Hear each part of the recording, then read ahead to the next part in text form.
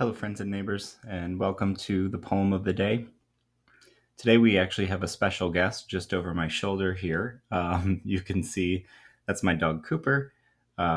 He joined me this morning and stole my reading chair, that recliner back there, which he loves because he gets to look out the window at the backyard and see all the wildlife that runs through our backyard every now and then. And it's perfect for nap taking, which it appears he's about to do now. So, welcome, Cooper, and welcome to the rest of you. Today's poem comes from the larger collection Leaves of Grass by Walt Whitman. And this is one poem in there that sometimes goes by a number. And the number is something in the 300s because you won't find this in the slender volume of Leaves of Grass, the first one that was published. You would find this in later editions like his deathbed edition, which is going to be a much larger. I have a copy of that, but not at hand right now. It's a much larger and kind of more intimidating text. He continued to work on it throughout his life, adding, subtracting, revising poems up until, as is indicated by that title, his deathbed. And one of my favorite parts of the whole work, perhaps my favorite part of the whole work, is a poem called Sparkles from the Wheel. And that's the poem I'm going to read today. And I came across this poem one year when I was teaching The Tempest. And it was somewhat serendipitous that I came across this right around the time that in the play, I believe it's in Act 4, near the end of Act 4, after the lovers are married and Prospero puts on has the spirits put on a play for the marriage to celebrate the marriage, as was custom in the Elizabethan era. And then he gives a speech afterward about our revels now are ended and all of these sprites have disappeared into thin air. And he's a little bit mourning or lamenting the fact that as an old man, as a wizard, but you can also read Shakespeare as a playwright in it, that there's something insubstantial about their work and their contributions, that they flash just for a moment and then go away. Now, of course, this is ironic because we're reading Shakespeare 500 years later, but it works, I think, in an interesting sort of complement and counterpoint in this poem, where you're going to hear a similar symbol of the craftsman or the artisan's work being something that glimmers and something that shines very brightly but then fades away. But I think that Whitman's take finds a whole lot more, ironically, magic or joy and kind of permanence within that singular moment. As opposed to Prospero, it doesn't seem that he needs for his work to be something like a monument and something that can be, revisitable and eminent in that way. So, again, this is Sparkles from the Wheel by Walt Whitman, and the year I found for it was 1871. Where the city's ceaseless crowd moves on the livelong day, withdrawn, I join a group of children, watching. I pause aside with them.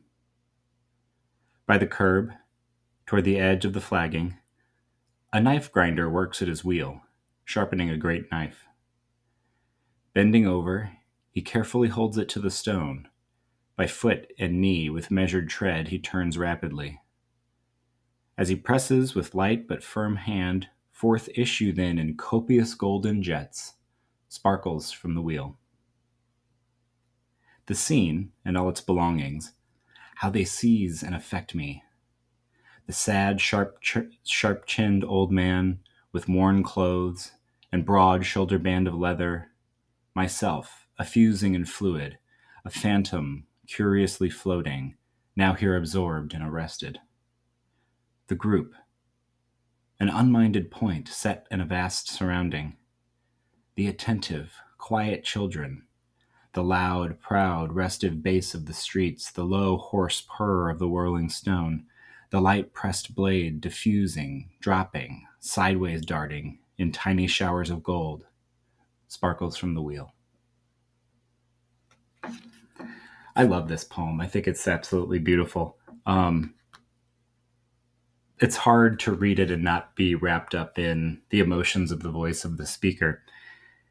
Also, there's just such musicality to all of Whitman's lyrics. He kind of can't resist consonants or alliteration creeping up in there through city's ceaseless crowd, live long day, myself a fusing fluid, a phantom curiously floating. Um, and this poem has four stanzas. The first just kind of sets the scene. It's almost like a cinematic establishing shot of what causes the narrator or the speaker to pause here. And we get a description in the second stanza that is a pretty, for Whitman, objective and literal description. A knife grinder working at his wheel, sharpening a great knife, bending over, carefully holds it to the stone, measured, rapid, light but firm. It's almost journalistic, it's almost objective or clinical. Not to say that it's not admiring, because there's a degree of attention there that shows that the speaker is becoming enraptured in this, but itself, that moment and that image has not yet been transformed into art itself. The speaker is seeing it as art, while the rest of the crowd, except for the children, because children see things that adults don't, the rest of the crowd is kind of bustling by. But this man creating, an artisan creating something that seems everyday to them, gives him pause as a moment of beauty, not just that he wants to witness, but one that he wants to recreate in a poem. And so the third stanza, that's where he breaks and says that, how they seize and affect me. And that fourth stanza, he sort of rewrites the image or rewrites the scene by infusing it with metaphor and simile and these really strong words of image. Inattentive, quiet children, loud, proud, restive bass of the streets, low, hoarse purr of the whirring stone, diffusing, dropping, sideways darting, tiny showers of gold. And the last line of the second stanza and the last line of the fourth stanza are both sparkles from the wheel. So it seems as though Whitman is offering us two ways of looking at this roadside, rather ordinary moment. And it could be the one where, like the rest of the crowd, we walk by and just, oh, this guy's sharpening a knife. Or it could be the paused and attentive way of looking that children and poets have, where you see a purr, a light pressed blade, the tiny showers of gold, they're sideways darting. This is a moment that I think is very characteristic of Whitman as a transcendentalist, of finding something spirited and extraordinary within the ordinary and the everyday. And I think if we take it back to what Prospero says in The Tempest, yeah, these are just sparkles from a wheel. And if you've ever used like sparklers outside, 4th of July or any sort of celebration, they do just burn very brightly for an instant and then they fall away, invisible and neglected and cold and powerless. But there's something within the instant of that image that kind of belies its lack of permanence. And I think that that's what the speaker in Whitman's poem is talking about, that these moments don't have to last in order to have a legacy to them and to make an impression upon the people that glimpse them. And actually that there's something about their furious impermanence that makes them more powerful and memorable and impactful. So I have a lot of enthusiasm about this poem, and I hope that you enjoyed it as well. As I was speaking, I just thought that it might be a good idea to do the Prospero speech one day as a poem. So perhaps I'll bring that one in. But otherwise, have a very happy Friday.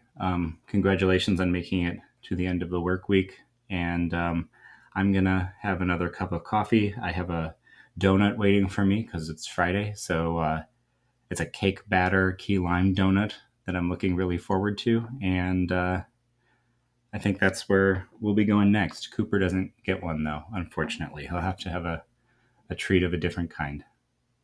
I wish you all joy, and I wish you all peace, and have a lovely day.